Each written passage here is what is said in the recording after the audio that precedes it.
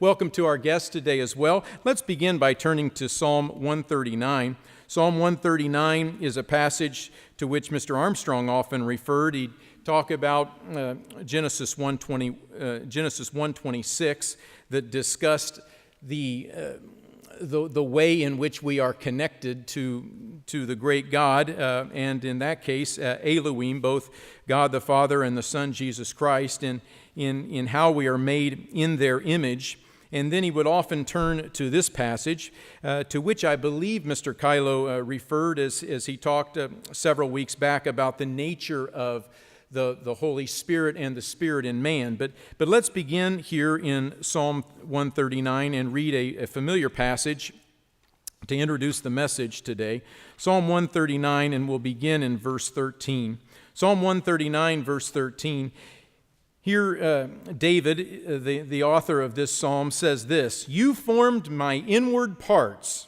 You formed my inward parts. You covered me, or you wove me in my mother's womb. And I will praise you, for I am fearfully and wonderfully made. Marvelous are your works, and that my soul knows very well." And when we think about how we develop, I remember Mr. Kylo talking about that, how much different we are than animals. Animals, so much of what we see with animals is instinctual. It's there as instinct from the very beginning, whereas we have the element of yes, genetically and personality-wise, we're wired a certain way, but so much of who and what we become is tied to this whole thing of the environment, of the environment in which we live as we develop.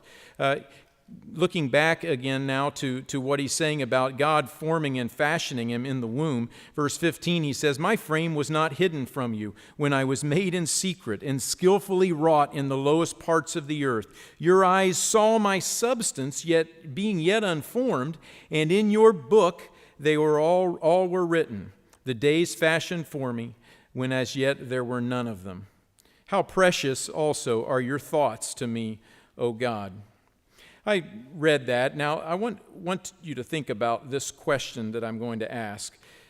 When you and I think about why we are who we are, when you and I think about why we are who we are, what makes us tick? Answer this question. What key individuals in your life, and pick five, and put a little box on the side of your notes, and if you could try to write that in the next, write these names down in the next 5 to 10 minutes or so. But what 5 key individuals in your life as a child or as an adult for you would you say played the biggest role in shaping or molding you into who you are today? Think about that. Who would those 5 individuals be?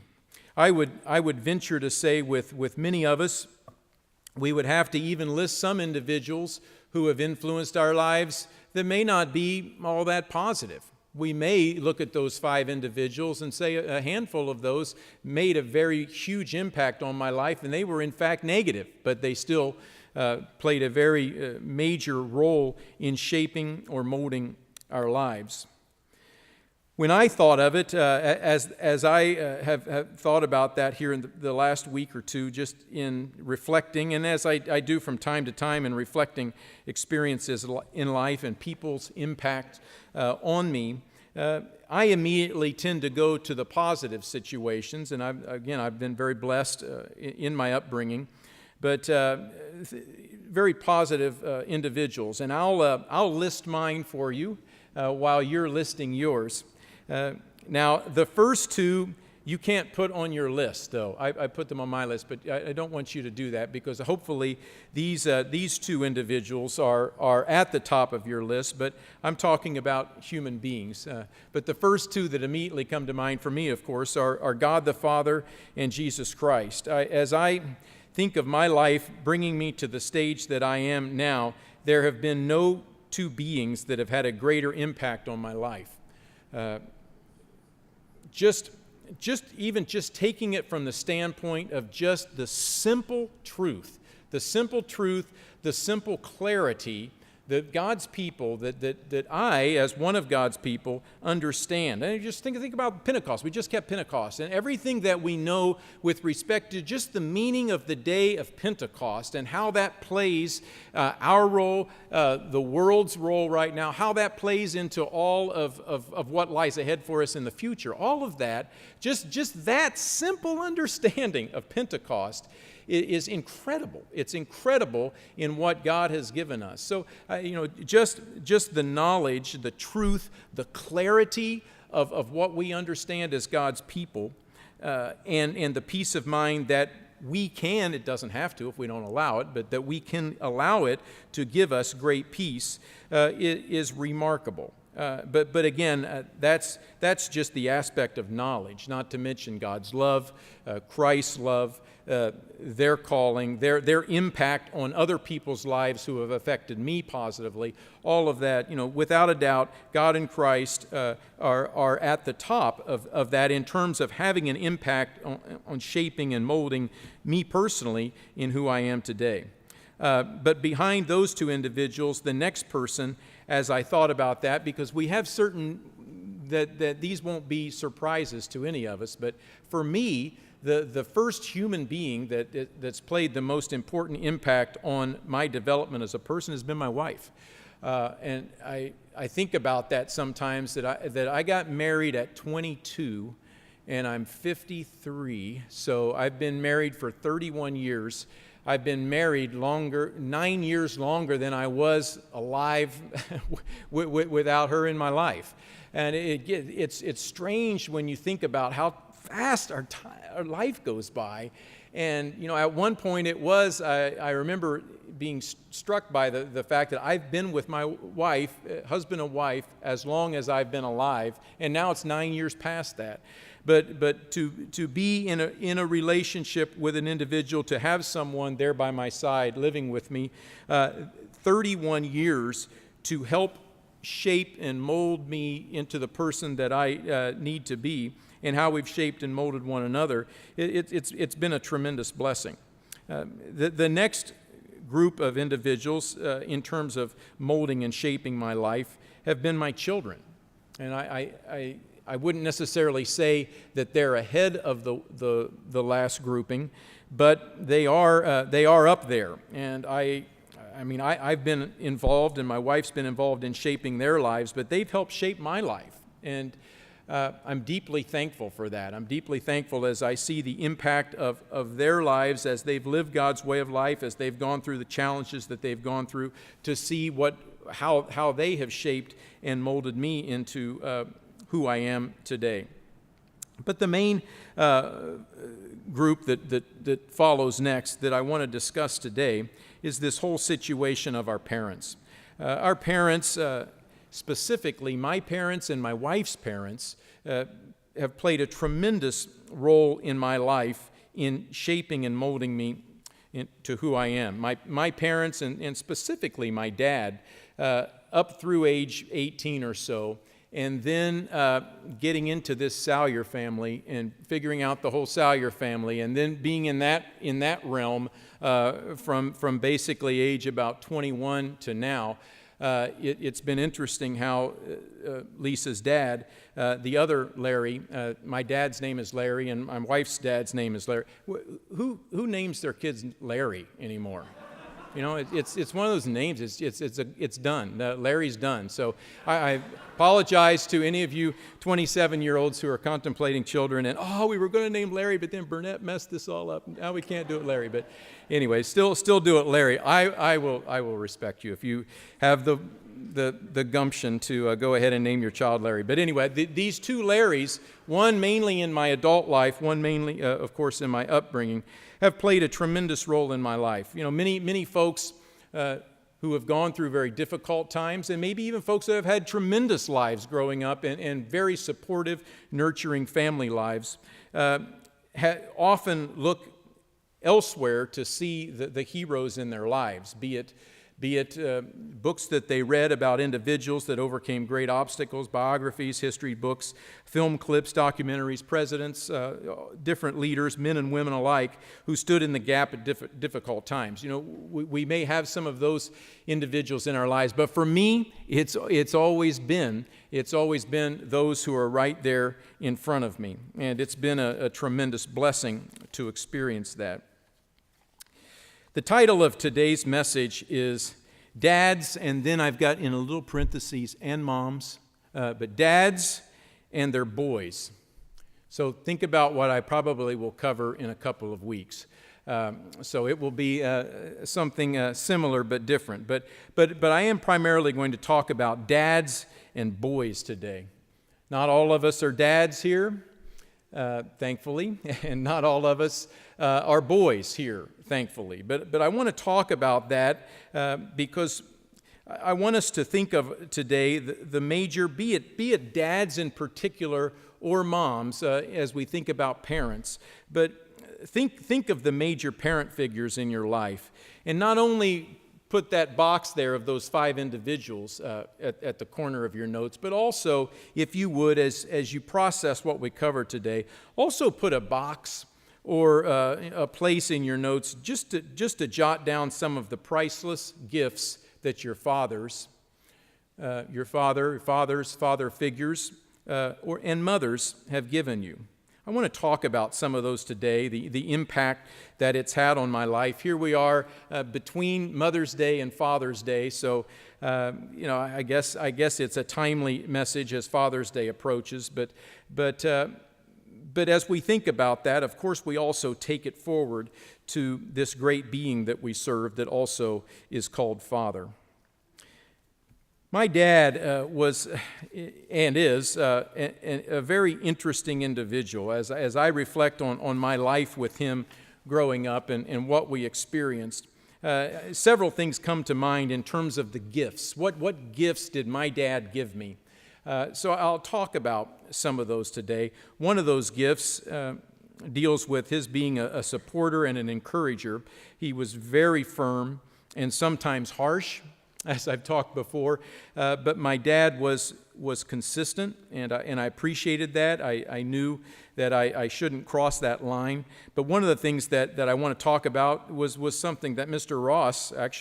Ross honed in on in his message. My dad taught me stick-to-itiveness. Man, he taught me that. And he did it in a way that wasn't oppressive. As I think about growing up, he taught me these things as he did things with me. He didn't just teach it and then leave me, or say this and then leave me. My dad played with me, and my dad worked with me, and he did that from a very early age. He taught me this concept of grit and toughness. Grit in work, in that we've got a job to do, we've got work to do. Let's go out and do that, and we're going to work hard. But he taught me that with different work tasks that we did. But he also taught me how to play hard, to play as hard as I could and play safely, but play as hard as I could, do the best that I could. And what I got from that, which was one of the biggest gifts that a father could give his son, was the understanding of what it is to accomplish things, the sense of accomplishment. As I reflect upon my relationship with my dad, so much of what we did was about that, working hard to accomplish this. Be it working together, as I've probably told you this story before, going out to the woods, because we didn't have a gas stove, we didn't have electric heat, we had a Benjamin Franklin wood stove. So we went out to the woods, we drag in the wood in freezing weather, 20 degrees out, we drag it all back, throw the wood on the sawhorse, and then with the hand saw those into pieces that would fit in the Franklin stove. and we'd be out there working together. You get so hot, all you're wearing is a T-shirt and a toboggan, which my wife says is a giant long thing on top of your head, but people in Ohio know differently. But we'd wear a toboggan, and that'd be about it. We'd have some gloves, and you'd work hard, and we'd get that done. We'd come back, we'd saw up the wood, and then we'd sit in the living room in the afternoon and eat popcorn and drink apple cider. And it's just the coolest thing, to work hard, to sweat, to work with your dad, to be out there with your dad, to come back, do that, and have all this wood there, saw up a bunch of it, and have a sense of accomplishment. We spaded the garden together with a shovel. No rototillers. We didn't have that back then. You put that shovel down, you stomped 2 or 3 times, a lot more if the ground was hard, and you wiggled that shovel, got it, turned it over, got all those clumps, and then one little piece at a time as you spaded this big garden. We did that kind of work together. We picked blackberries out in the woods, going out through the poison ivy and the mosquitoes and the stickers, and you've got your little plastic gallon jugs or glass gallon jugs, and you're hearing the blackberries drop in the jugs as you pick one by one, cuts and scratches, and then you come back and Mother makes blackberry, raspberry crisp, and we have ice cream, and we enjoyed the fruit of our labors. We had an acre of land. My dad was a tree nut. He just trees everywhere, haphazardly, and we raked and burned the leaves. Those kinds of things that we did. Mowed the yard, trimmed around the trees with hand shears. I don't see those anymore. These little hand shears where you squeeze them, it's like scissors. Does anybody use those anymore? But we had to do that. Man, it's just, some of you do. Wow. Pam does that. Oh, I need to talk with Pam. Anyway, I would get hand cramps trimming around our little concrete area, trimming it. But just hard work, labor, shoveling the driveway after a big snow with a cheap old Kmart shovel that was worth nothing, thin, skimpy thing. But getting that all finally done and enjoying the fruits of our labor.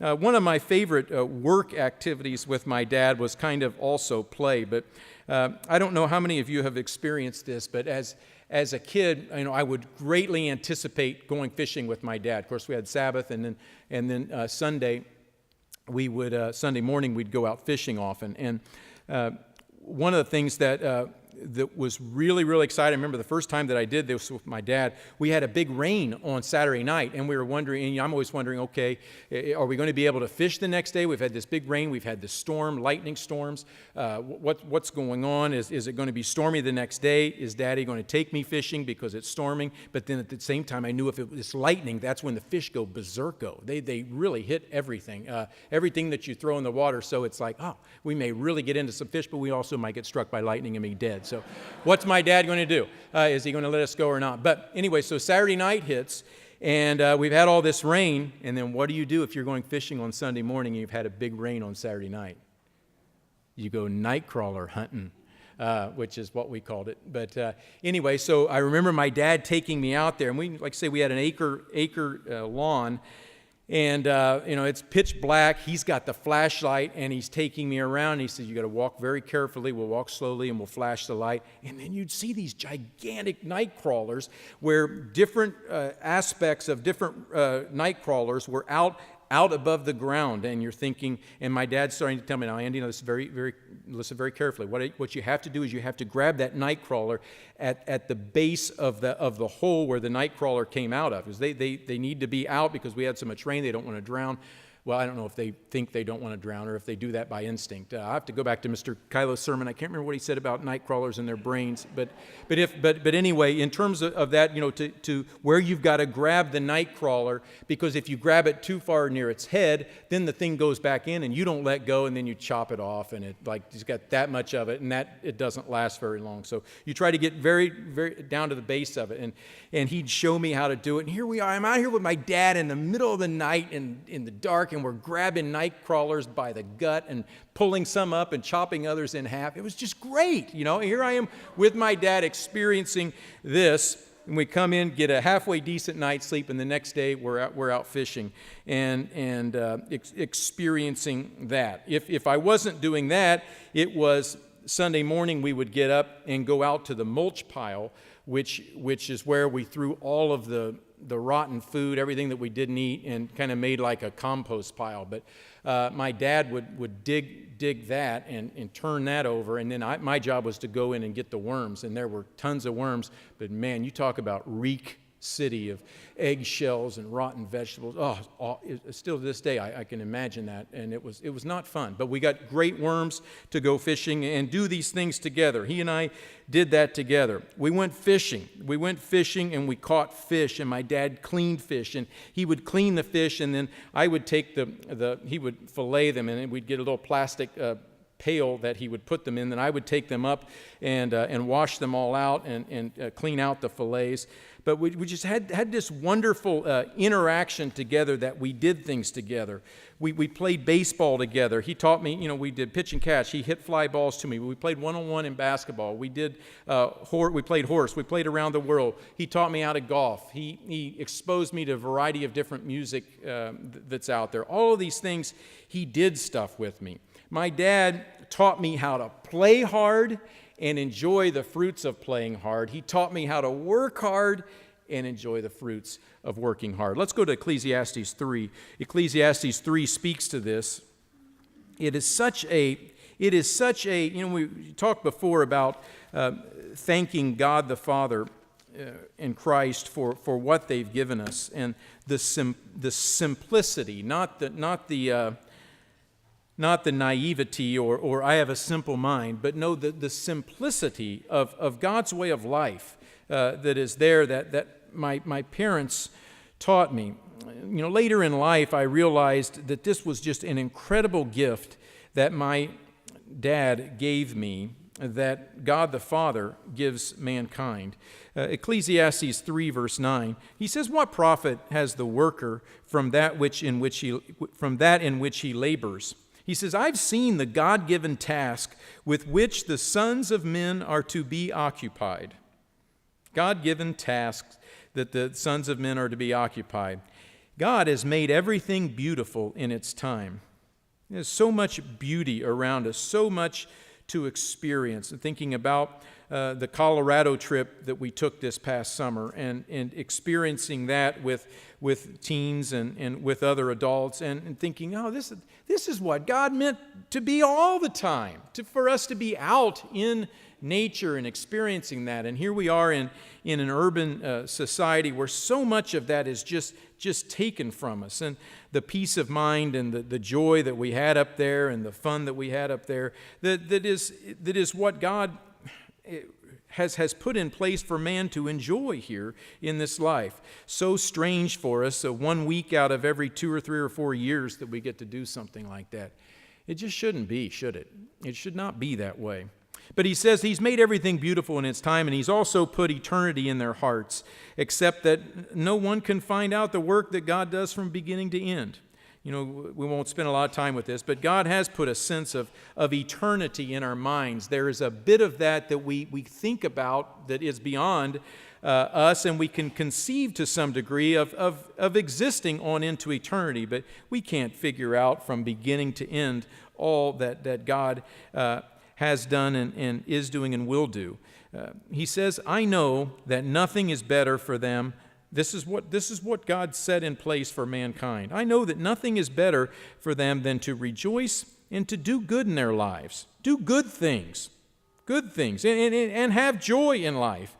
"And also that every man should eat and drink and enjoy the good of all his labor." It is the gift of God. It's the gift of God. I ask, as we look at our society today, Satan is just, do you see how Satan is just sucking the gift of God right out of the lives of parents and children? You see how he does that? And it's awful. It's awful that he has pushed this society in the direction that it is going, so that it is so difficult, and it takes incredible work for men and women who work with their children to create. We have to create opportunities to do this. God said, this is something that I put in place. Work hard. Enjoy the fruits of your work. Enjoy that. Enjoy that time. Play hard. Enjoy that. My dad saw the benefit of the last statement I just made, that aspect of enjoying it. And I relish those times. I relish the times of working hard, and he and I are both sweaty, and we're coming back and sitting down and relaxing, and then enjoying a cool drink or enjoying some food, and talking about what we were able to accomplish. And that is basic stuff, isn't it?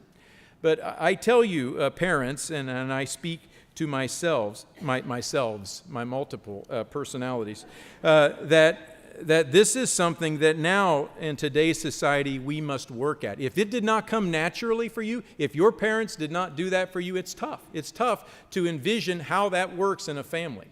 If they did, it's much easier. But still, I've got this to do, I've got this to do, I've got this to do, I've got this to do, I've got this to do.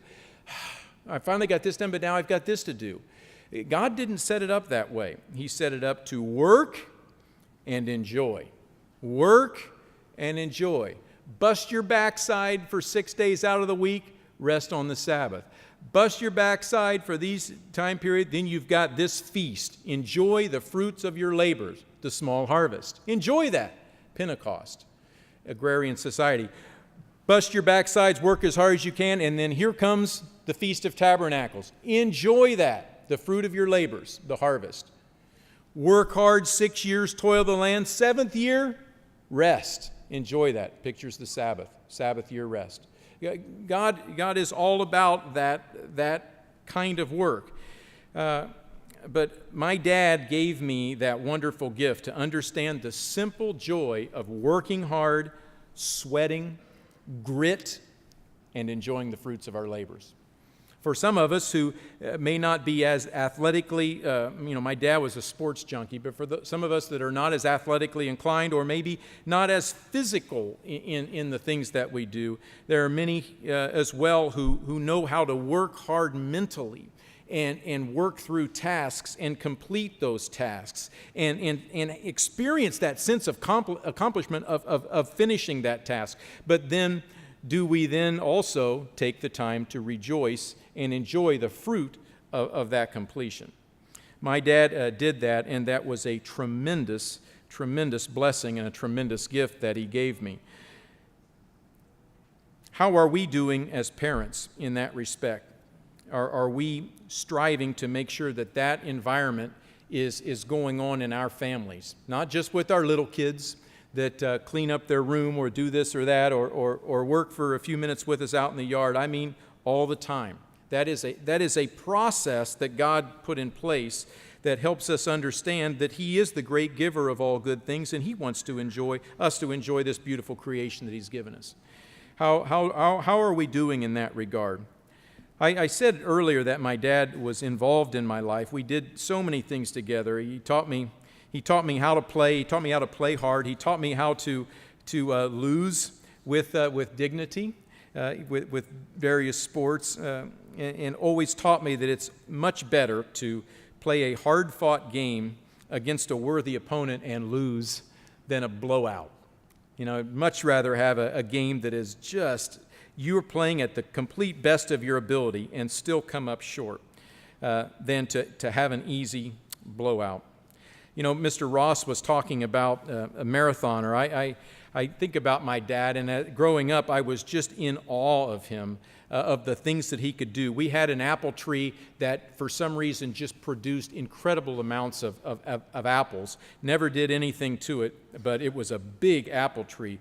And he would climb up in that tree and grab two of the biggest branches because we needed applesauce. My mother canned. One year she canned 99 quarts. We needed apple crisp. We needed apple pie. We needed apple whatever. We did all kinds of things with apples. So at some point, you don't want those things to fall and rot and then step on them with your feet barefoot and get that squiggly brown colored apple in between your toes. So he would get up and shake that apple tree, and that was the most incredible thing as a kid because we could climb up and then, but he would get these big branches and then it's the hailstorm. And sometimes we were caught in the apple-sized hailstorm. I don't know if they use that terminology in the hail reports here, but apple-sized hailstorm falling down and getting whopped upside the head with those things. As the kids were just screaming, laughing and screaming while it's just everything falling down. It was amazing. It was superhuman that my dad could do this. My dad, when he started turning his life around, stopped smoking, stopped drinking hard, and started running.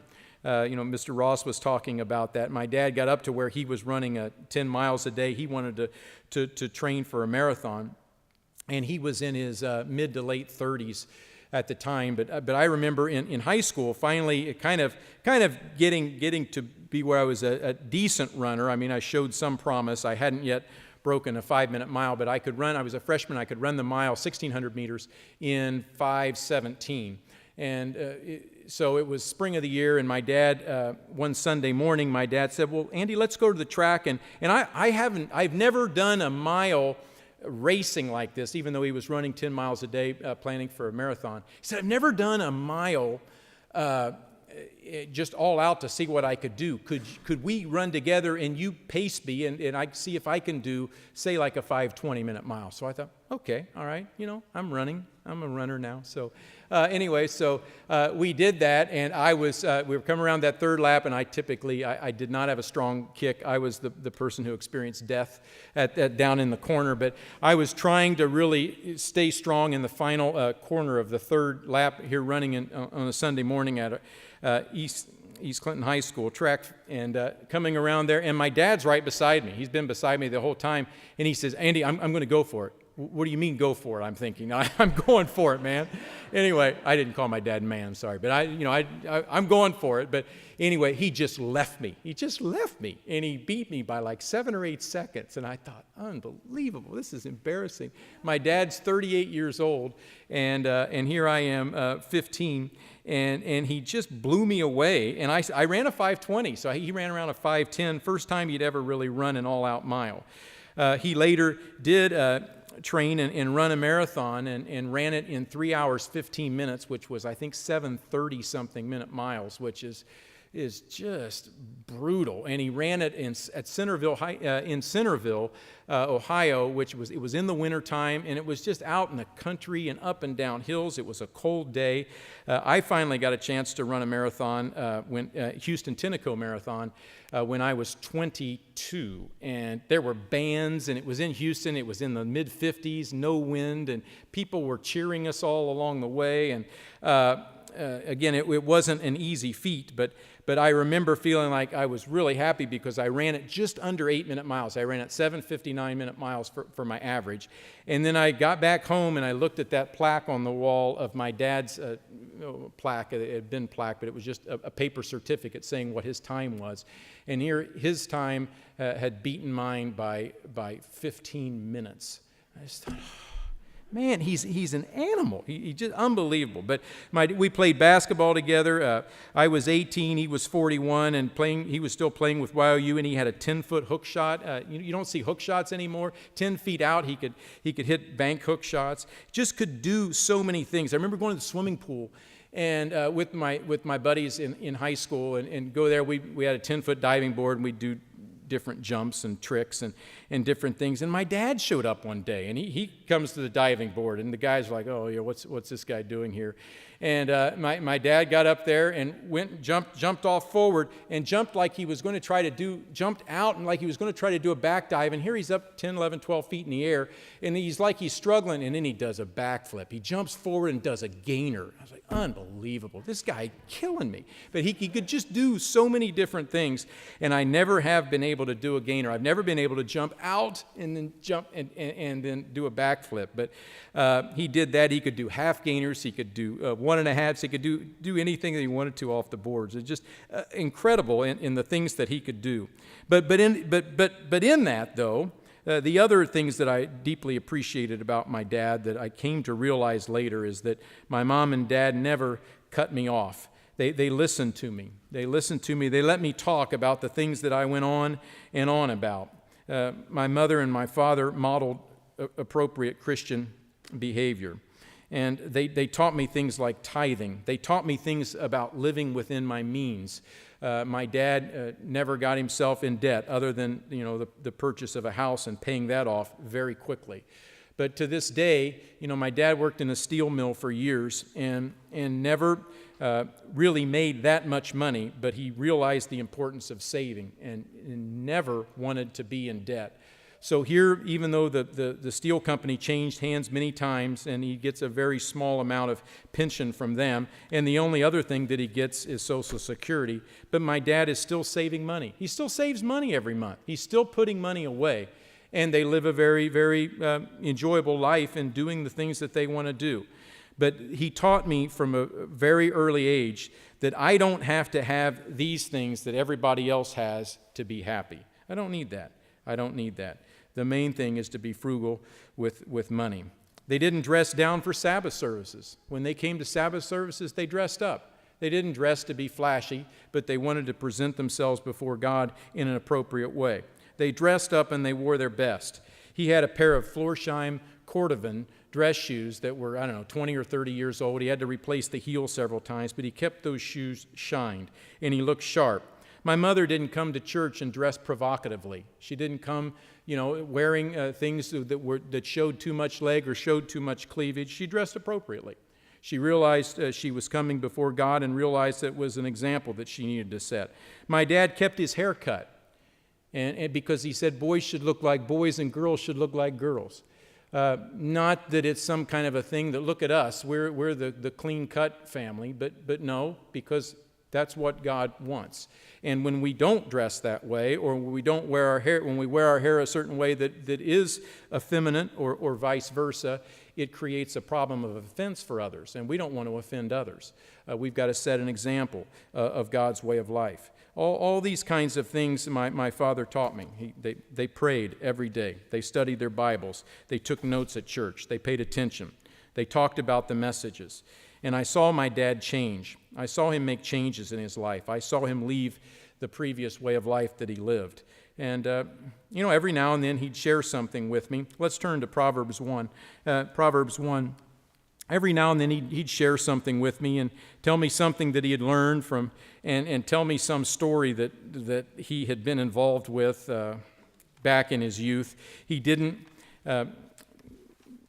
toss those out all that frequently because he had lived a pretty rough background, but the times that he did, because he really didn't have his parents' influence in his life really in any way, he still learned from those and had left that way of life. I watched him develop self-discipline. I watched him grow spiritually. Do our children see that in us as they age? Have they seen Daddy and Mommy grow spiritually?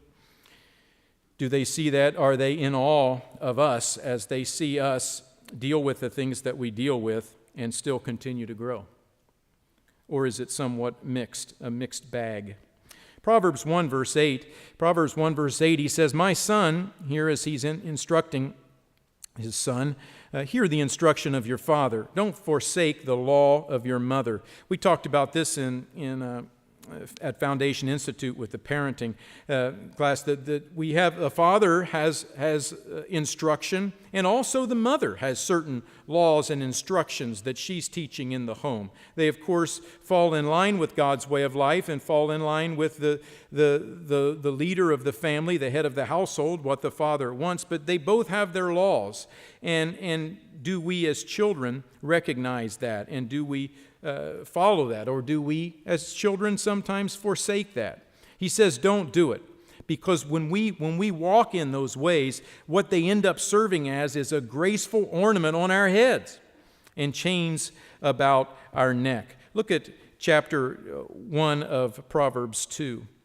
Think about these axioms here in the value of wisdom that Solomon gives as a father to a son.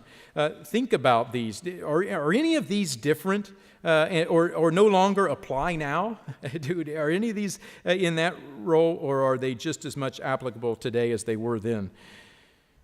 Proverbs 2 verse 1. He says, "My son, if you receive my words and treasure my commands within you, so that you incline your ear to wisdom and apply your heart to understanding. Yes, if you cry out for discernment, you really cry out to God to give you discernment to understand right from wrong and to walk in that way. And if you really reach out and lift up your voice for understanding, I want that understanding. I want to learn that way. I want to be that way. If I seek it like it's a precious hidden treasure like silver. He says, then we begin to understand the fear of the Lord. We begin to really grasp the knowledge of God. Because the Eternal gives wisdom from His mouth. And from that mouth comes knowledge and understanding. And He stores up wisdom for the upright. And then God serves as this shield to those who walk uprightly. He guards the paths of justice and preserves the way of His saints. Then you'll understand righteousness and justice, equity, every good path. When wisdom enters your heart and knowledge is pleasant to your soul, then these things happen. We begin to get a better handle on discretion. It's probably not I was going to do this. Nope, shouldn't do that. Discretion will preserve us. Understanding keeps us to deliver us from the way of evil, from the man who speaks perverse things.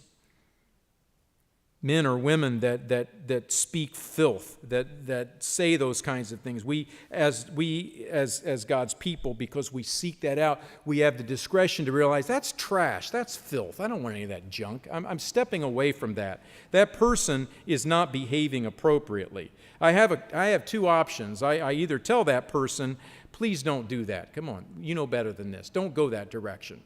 And that person listens and turns. Or I realize I can't do anything for that person. I've got to remove myself from that person.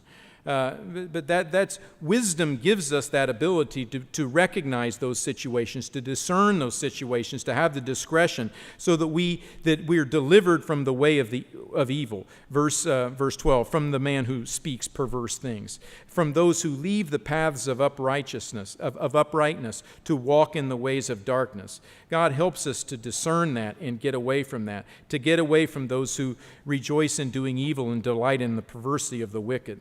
The people whose ways are crooked and who are devious in their paths. Then we get into verse 16 as it talks about immorality that's out there. As we receive the commandments of our parents, as we search for wisdom and understanding and seek out the knowledge of God, then God helps us young men to be delivered from the immoral woman, from those who would have us go a different direction that is not godly. God helps us and guides us as we recognize and discern the evil of that, to stay out of porn, to stay out of that, as that is so destructive in the lives of people, in twisting and perverting a beautiful thing that God has set in place for husband and wife into something cheap and filthy. A ploy of Satan, because he hates marriage and he hates the role of husband and wife in a marriage. But to recognize that and discern that and say, I want nothing of that. From the seductress who flatters with her words, who forsakes the companion of her youth and forgets the covenant of her God. Her house leads to death and her paths to the dead. None who go to her return, nor will they regain the paths of life. But that's not what we know, is it? Because he says in verse 20, he wants us, because we may walk in the way of goodness and keep to the paths of righteousness. For the upright will dwell in the land, and the blameless will remain in it. But this was just as true then as it is today. Verse 22 speaks to you and me, just as it spoke to them. But the wicked will be cut off. The wicked will be destroyed from the earth, and the unfaithful will be uprooted from it. That instruction is there in God's Word, and our God sets the perfect example for us as He then tells us about His Word. May we as parents set the example as we also instruct our children in the way. Two things I've noticed in the last several years about my dad that I've come to deeply respect, and one I hadn't reflected on until probably the last 10 years or so, but with the situation that happened in the 90s my dad and my parents and my family went a different direction doctrinally. And that's been very difficult for us. It's been very difficult for many of us in the congregation who have family in that situation. But I will say this about my parents, and especially my dad. My dad does not belittle and he does not poke fun at my religious convictions. I've greatly appreciated that. He respects my sincere desire to serve God in the way that my understanding dictates. And even though, again, our interpretation of doctrine differs, there is a mutual respect there. And I strive to give that to my father as well, but I deeply appreciate that. Secondly, as I've mentioned to you before, I've seen my dad grow in an appreciation of my mother, something that I did not always see growing up. And seeing that growth piece in my dad's life was an incredible thing. Let's go to Exodus 32. Exodus 32. And we've talked about this in a different parenting sermon, but it's been a while since I've given a parenting sermon, so I want to bring this up too as I finish up some of the, what would I say, the unique gifts that my father gave me as a boy who needed to be active and doing things with my dad. My dad recognized that and gave me that, and all the things that we just mentioned. But in all of that, one of the most important gifts that my father gave me was the gift of requiring first-time obedience. He required first-time obedience. Wow, I am so thankful for that gift. Had he not, I would have gotten in so much more trouble than I did as a kid growing up. But to learn that when your dad says to do something and your mother says to do something, that you better do it, is a tremendous blessing that saves us so much trouble in life. Parents, have you helped your children understand first-time obedience? When I say to do it, do it. Children, have you understood the importance, or do you understand the importance of when your parents say to do something, do it? Do it.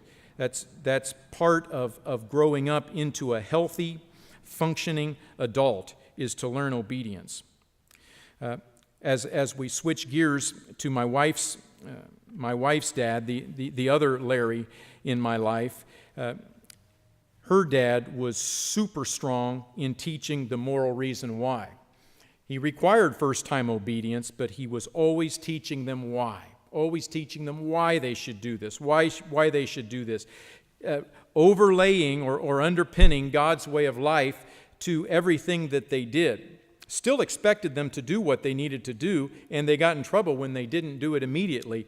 But he taught them why and gave them the opportunity to have dialogue about why. So that the rebellious kid, the overly rebellious kid that is constantly bucking his parents and getting beaten on the backside for not doing what he should be doing, is thinking, when I get to 18, I'm finally done with this family and done with this oppressive situation. I'm out of here and nobody's going to tell me what to do again. Or the family that does not teach the moral reason why has the compliant child who always does what mom and dad asks, and then always does, never knows why, but just does that because they're compliant, and parents see, oh, this child's very obedient. And then that child, his 18, goes out on his or her own and doesn't have any idea why he's doing or why she's doing what she's doing when they're confronted with moral choices about right and wrong. That's why it's so critical to explain the moral reason why we are to do everything that we're to do for our kids. They then internalize it and say, this is my truth, this is my religion, this is my way of life that I'm living, that my parents also lived, taught as they worked with me. Exodus 32 talks about another aspect. Many things that I've grown to see about my wife's dad that just really have stood out to me. Complete dedication to his wife, complete service to her, giving himself for her as Christ gave himself for the church, loves her as himself, strives to love her in the way that she needs to be loved, set a tremendous example. But he also has done this, and I think we've talked about this before, but this is really, really critical in terms of the development of a child. I did not have this in my life growing up, and I didn't realize the hole that it left in my life until I met my wife and saw how she was so much more advanced in this way, and Burnett over here was stunted. So anyway, Burnett's gotten a little less stunted, even though I still do not have this, I did not see this in action as much as she did. I have to work to make this happen, but it just comes naturally for her because it's the environment that her dad set in the family, and that is this incredible gift to give your children. That your children can come to you when they do not understand why you're doing something. When they see something that's going on that they think, conscience-wise, morally, is wrong. Why is Daddy doing this? Why is Mommy doing this? But to recognize that this is something that doesn't seem right in my little brain as I'm growing up, or in my 15-year-old brain, or in my 18-year-old brain, that I can come to my parents and petition them in a respectful manner about what they're doing at that time and why it does not seem fair or right.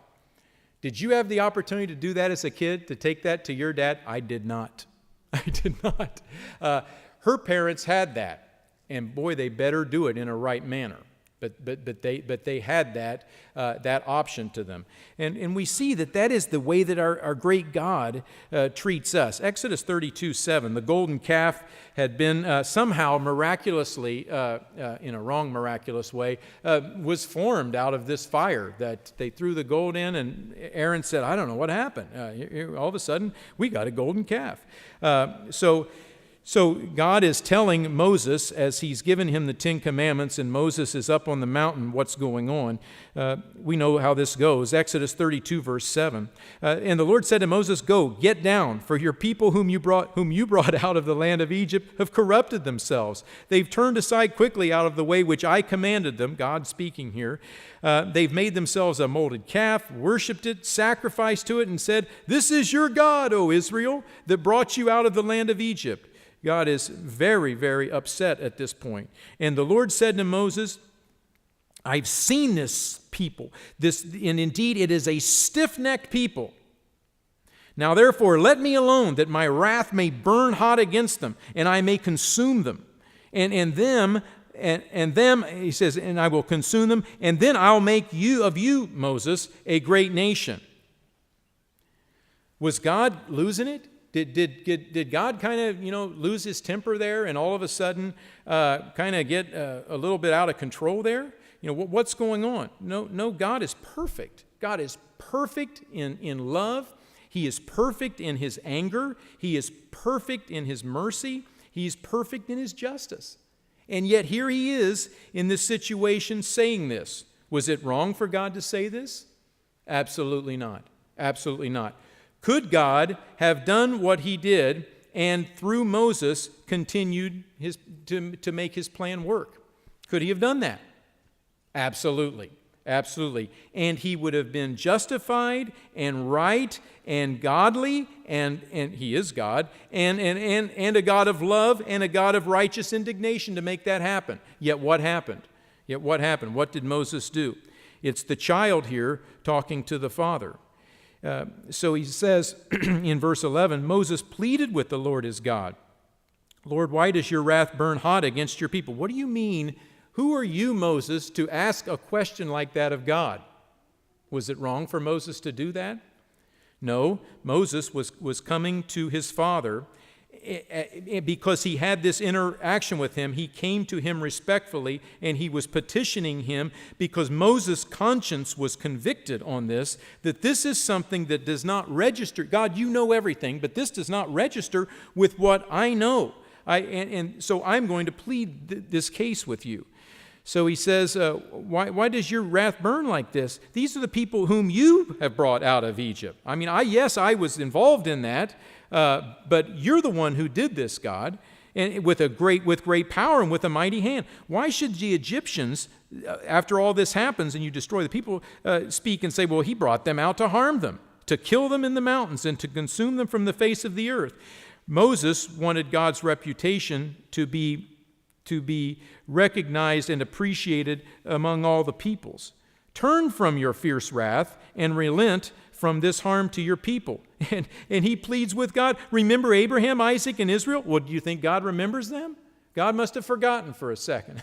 Of course he knows that God remembers them, but he's interacting with God. He's negotiating with God because he sees something that doesn't seem to fit with what he understands and what he would like to see for the sake of people, because he intervened for the people as a type of Christ who intervened for us. But anyway, he says, remember Abraham, Isaac, and Jacob, your servants, to whom you swore by your own self, and said to them, I will multiply your descendants to the stars of heaven, and all this land that I have spoken of I will give to your descendants, and they shall inherit it forever. And the Lord relented from the harm which he said he would do to his people. Fascinating story. We see several times this occurring in the Bible, several times this dialogue going on between the children of God and their Father, God the Father himself. Numbers 16 speaks to that again. Again, I did not have that recourse growing up. Lisa's family had that recourse. And as I mentioned, so it was much more natural for her to help lead the way in our family in creating that kind of an environment. When she saw a disconnect with our kids on situations that we were wanting them to do, and it's not working in their mind as being the right thing. So she was cued into that, and we could work with our kids and talk them through those situations and encourage them to talk about those disconnects that they were experiencing so that we could make sure that we were all on the same page. Numbers 16, verse 41. Numbers 16, verse 41. This is just after Korah's rebellion happens. The Dathan, Abiram, they're swallowed up in the earth. And you'd think Israel would be freaking out right now and saying, I'm going to tread carefully. But what does Israel do? This is right after, verse 41, on the next day after all of these things happened to this Korah and the family where the earth swallowed them up. He says in verse 41 that the children of Israel started complaining again. They complained against Moses and Aaron, saying, you, Moses and Aaron, you killed the people of the Lord. So it happened when the congregation had gathered against Moses and Aaron that they turned toward the tabernacle of meeting, and here comes the cloud. The cloud covers it. The glory of the Lord appears. So verse 43, Moses and Aaron came before the tabernacle of meeting, and the Eternal spoke to Moses, saying, okay, Moses, get away from among this congregation that I may consume them in a moment. And immediately Moses and Aaron fell on their faces. Verse 46, what did Moses do? Moses said to Aaron, take a censer, put fire in it from the altar, put incense on it, take it quickly to the congregation and make atonement for them, for wrath has gone out from the Eternal, the plague has begun. Verse 47, then Aaron took it as Moses commanded, and Aaron then runs into the midst of the assembly, and already the plague had begun among the people, so he put the incense and made atonement for the people. Verse 48, and he stands between the dead and the living, the ones that have already been killed by that, and then here Aaron on Moses' behalf, and what he told them, Aaron comes and stands between God and the people, appealing to God for the people, for God to be merciful on this and forgive them and stop the plague. Verse 48, and he stood between the dead and the living, so the plague was stopped. Just an incredible example of what God allows and appreciates from his people when they see something that they would like to see something. They want to follow God, they want to obey him, but they also are concerned about all these things, and they wanted the people to be forgiven and for the plague to stop. So they gave their lives in standing and petitioning God for them. God is still that way. He's still excellent in developing our reasoning powers as we work with God in that way. Lisa's family did that then. They do that now. To this day, we get in the most interesting conversations of situations and how something should be handled. And I deeply appreciate our ability to talk about that and work through those things. What a gift to give his children. We think of the way that David worked with God and talked with God in that way, respectfully. Different psalms speak to that. We won't turn there, but let's turn to Jeremiah 15. Psalm 88 and Psalm 89, both of those are great passages to which we won't turn, but they speak to that kind of an interaction that God appreciates. Jeremiah, we see that going on in his life as he goes through a very, very difficult situation. Notice how God interacts with Jeremiah and how Jeremiah interacts with his God as he is in a tremendous state of dejection here.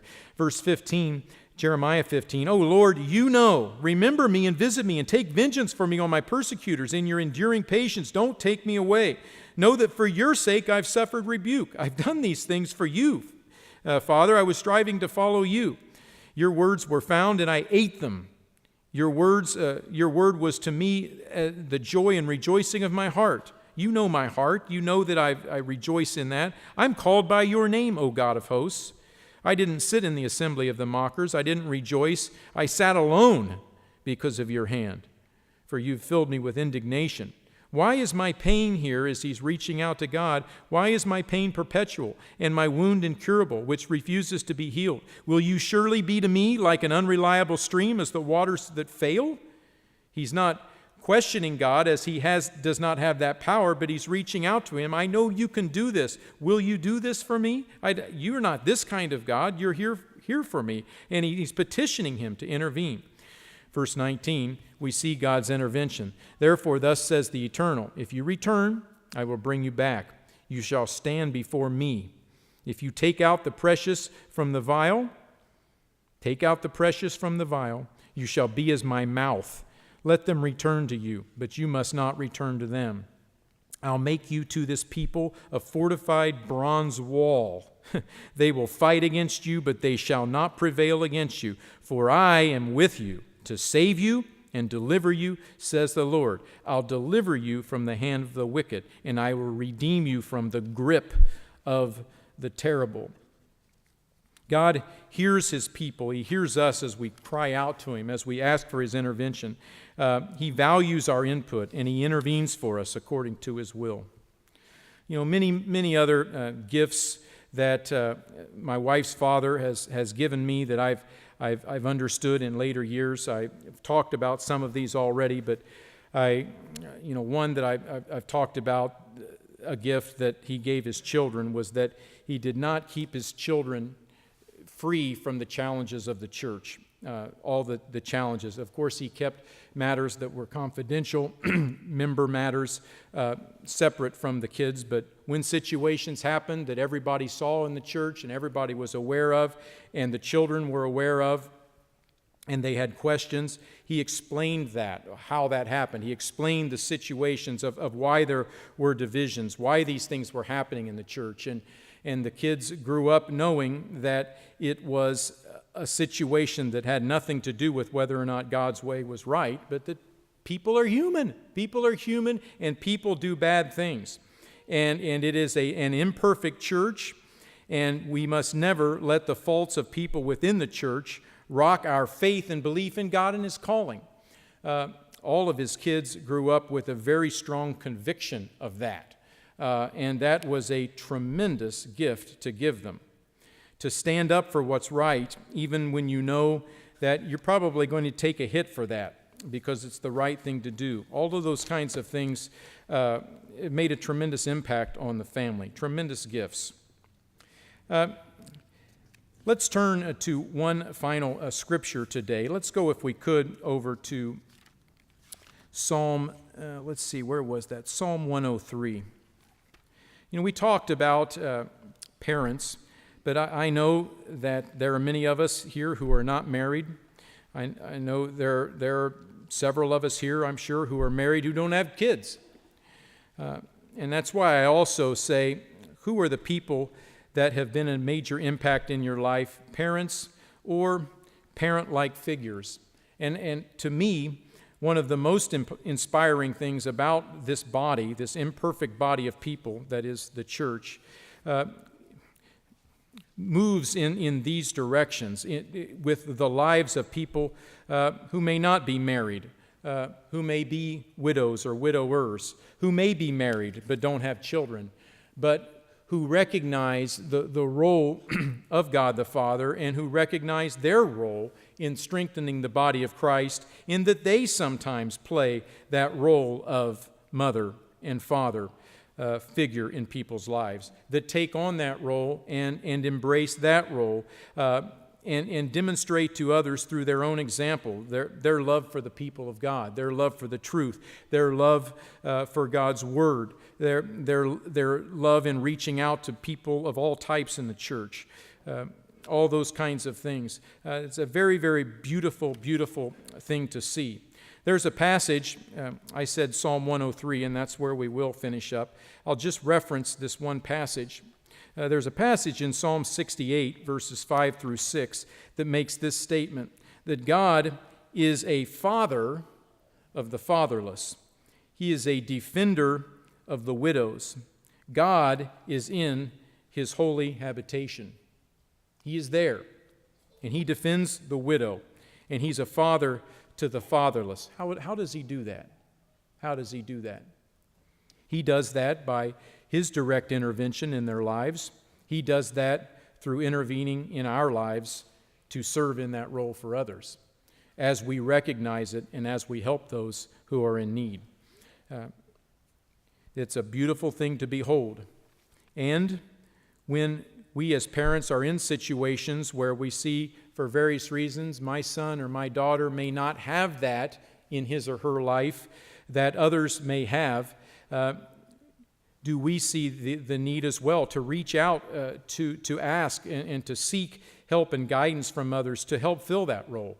Because many don't know that is a need in some people's lives, and it's simply a matter of asking and helping and coming to the rescue and to be that extra sense of support for them. Okay, so let's wrap things up as we go here to Psalm 103. Psalm 103 will begin in verse 8. Several things to consider in this passage. Psalm 103, verse 8, I always find it a tremendously comforting passage. It lets us know more about our spiritual Father, and it reminds us as fathers, mothers, brethren who fill that role as well, of how we are to conduct ourselves, because we see this is how God conducts himself as he works with us. Psalm 103, verse 8, the Lord is merciful and gracious. He's slow to anger. He abounds in mercy. He'll not always strive with us, nor will he keep his anger forever. Of course, we know millennially that's the case. And one of the things that I recognize with my parents is I had to deal with some consequences of my actions, and then I dealt with it. I received those, and then it was done. It was done. Let's move on. Let's go forward. Let's put that behind us, is how my parents and how Lisa's parents raised us. He's not dealt with us according to our sins, nor punished us according to our iniquities. For as the heavens are high above the earth, so great is his mercy toward those who fear him. As far as the east is from the west, so far he has removed our transgressions from us. And then verse 13, as a father pities his children, as a father looks down and sees his kids and the little kids that they are and trying to figure out right from wrong and do this and pities their children, has compassion, so the Eternal pities those who fear him. I hope that is the case with each of us as we mirror our Father's example to us. He knows our frame. Yeah, we are made in his image. We are fearfully and wonderfully made, but he knows also that we're dust. And as for man, his days are like grass, flower of the field. Wind passes over it, it's gone. Its place remembers it no more. But the mercy of the Lord extends eternally in one direction and extends in eternity the other direction for this, on those who fear him. And also, his righteousness extends that same way to children's children. And that's one of the most beautiful things to see in the church, is that extending from generation to generation, to children, to children's children, and on down. You know, there's a song that John Mayer sings, Fathers. I think many of you know that song. I can't remember when it came out, but I remember the refrain, "Fathers, be good to your daughters. Daughters will love like you do. Girls become lovers." They grow up, they get married, they become lovers. "Girls become lovers and turn into mothers. So mothers, be good to your daughters too." It is that generation to generation that God has intended it to be in place, one after the other, living God's way of life. I made a tremendous amount of mess-ups in my life, but my parents, time and time again, were quick to forgive. Parents, may we never forget this axiom. Never forget this. From a very early age, our children develop an impression, they develop a picture, they develop an imprint of an understanding of who God the Father is, what He stands for, how He conducts Himself, all of that. They get that by watching us. They get that by watching us. Peter's Pentecost sermon in Acts 2:39 says that the promise that we receive is to our children, and that children comes through, that promise comes through families. God meant the physical father, the physical mother's role to be a blessing, a tool to help us in our developmental process to understand our spiritual father. No, men and women as parents are not perfect like God the Father. And your parents were not perfect, and my parents were not perfect, and I'm not perfect, and you're not perfect. But what good things did we learn from our parents? For which we can be thankful. What did we learn from them that helped us better understand our spiritual Father in heaven? Our Father in heaven is the perfect Father. Learn from Him. Appreciate Him, and may we grow up to be just like Him.